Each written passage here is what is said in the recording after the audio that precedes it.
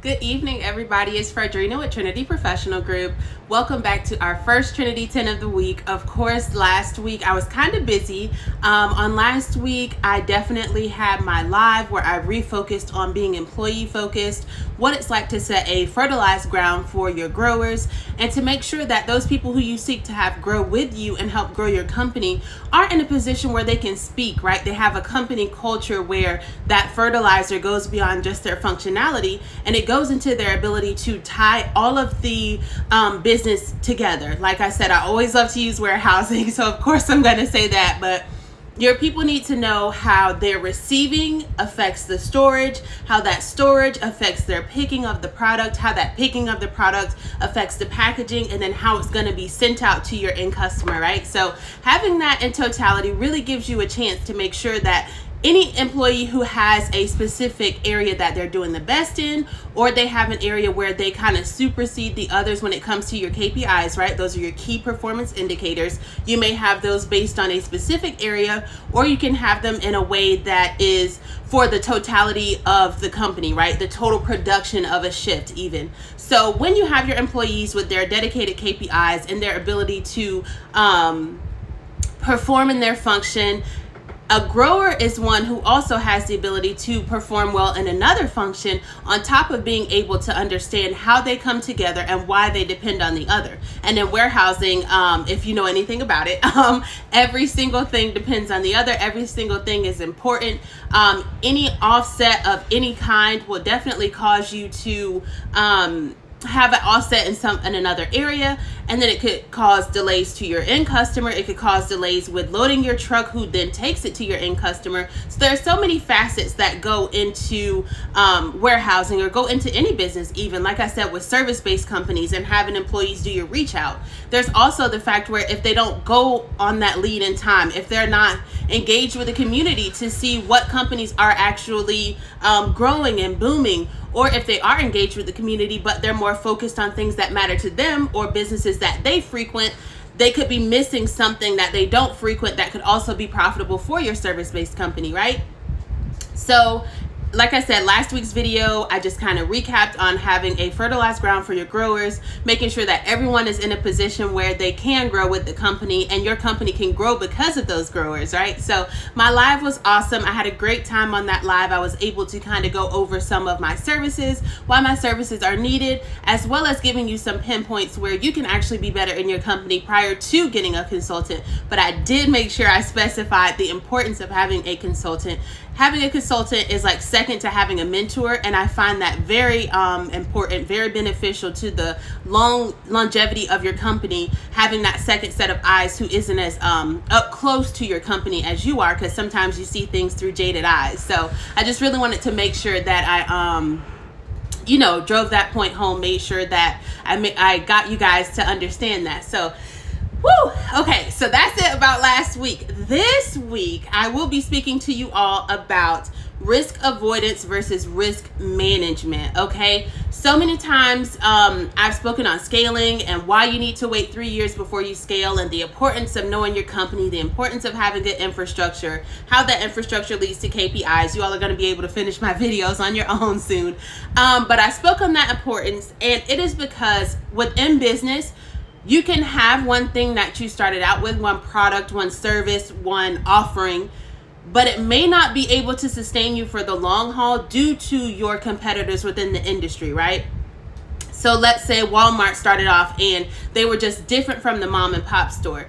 But in time, the mom and pop started to add other items because they needed to kind of keep up with the competition. They needed to make sure that they still had some of their loyal customers without losing them, because they didn't want to make two stops. You know, sometimes customers have loyalty, you know, their mom went there, their grandmom went there, but at the same time, the convenience of a Walmart will kind of pull you away from a mom and pop store. It's no hard feelings or like you just forgot about them, but it's just a convenience. We're all busy in life and everything like that. So a mom and pop store would have to do risk management because they don't have the capital, they don't have the base, they don't have the stock that it takes for them to invest in additional products, knowing that they possibly may not even sell, knowing that the products they're trying to add are for people who do like Walmart. So if they get these products and the people are already at Walmart, what was the point of making that investment? So a lot of times mom and pop stores that are going out of business are actually focused on risk avoidance. They just don't do it at all.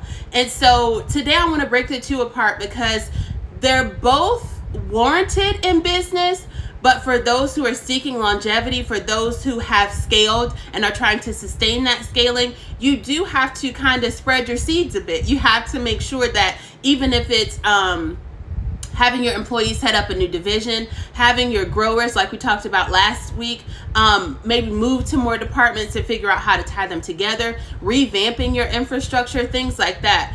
That is where you learn how to take calculated risks. And that is imperative to stay in business. I know with Microsoft, at first you couldn't get Windows on Apple. But because Apple products started to outsell either Lenovo or Dell or even Microsoft computers themselves, they had to make the program compatible with what was selling, right? That's risk management. If we risk avoided everything, right, there would be no Windows on Apple. All of those billions of people who are loyal Apple customers would take their money elsewhere to some other provider for the Microsoft suite or, the equivalent thereof. And Microsoft would have missed out on that money. So when you have a tight core, when you have dedicated KPIs, when you have dedicated infrastructure, when you've scaled successfully, and now you have that confidence under your belt, this puts you in a position to take calculated risks. And taking calculated risks is better with risk management than it is with risk avoidance. And so in staying true to your company's mission and staying true to your company's vision, typically it's best to have risk management because you need those seeds to grow, you guys. I'm telling you. You can't stay focused on that one thing. I mean, that mom and pop store that has their dedication to their pharmacy and they've been filling grandma's prescriptions, they've been filling your mom's prescriptions, it's not going to stay. Why? Because when we are dedicated Target shoppers and we can go into Target and get our favorite skincare, our favorite perfume, our favorite makeup, our favorite lipstick, and then take a swing detour to get our prescription and grab our laundry detergent on the way out, it's so much more convenient than having to go to 2 or 3 different places. So in that case, like I said, a mom and pop would have to manage their risks because they don't have the capital to be full on, risk accepting or, full on just dedicated to it because they don't have that capital. So for the first one I want to go over, risk management is definitely the most crucial. I feel like risk management is something that all companies do. Whether you are running an advertisement, whether you are launching a new campaign, whether you're setting up a seasonal set of your clothing line or whatever it is, instead of just doing it all a rollout at all the time, a full rollout. You don't really set it based on summer, fall, winter. You just do a normal rollout. So your risk management would be in a place where you are just really ready to move to the next level, but you're doing it in increments. You're doing it in quadrants. You're doing it where if you mostly sell your clothes during the summer, you'll launch a summer line, right? That's risk management. You have the data to back up your moves. You have the ability to speak to why you're doing this, or you have the ability to reach your customers while they're already engaged, as opposed to having to pay for that extra money in advertising. I spoke on my live about how 40 to 60% of your brand loyalty comes from your return customers. So return customers are often your best bet. But even if you don't have those return customers during that summertime launch, it's best to have a catchy campaign, a catchy advertisement to get those people used to you launching a summer campaign, or get those people used to you launching a normal rollout in any way, shape, or form, but they're still dedicated to your brand. You need more people loyal to your brand in order to stay in business longer. And you guys, being in a position of risk management is going to get you to that level, because you need to take risk regardless of what you do. I mean, entrepreneurship is a risk in and of itself, but you definitely have to manage your risks when you're in business because you have so much riding on your consistency, right? Okay, so this is our first Trinity 10 of the week.